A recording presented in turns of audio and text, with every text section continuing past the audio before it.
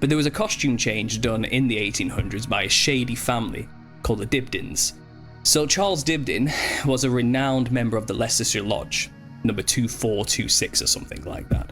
He was actually a very famous musician of that time period. He was kind of one of the most famous media moguls of the time. He wrote so many plays and songs which were sung by the British sailors in the military.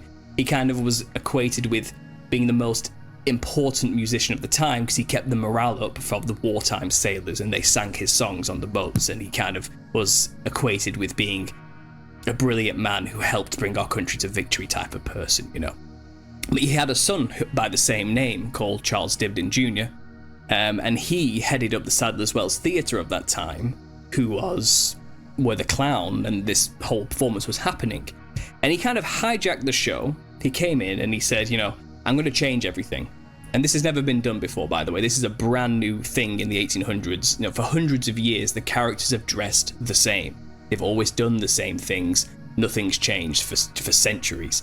But this son of a Freemason comes along and says, now I'm going to change all the costumes. And he basically changes the way the clown dresses, which used to be a boring, white, plain, nothing servant rag, into this psychedelic, monstrous-looking, fractal, multicolored thing with the crazy wigs. And it was such a bizarre change. There was no reason to do that necessarily. You know, it's a huge jump from boring.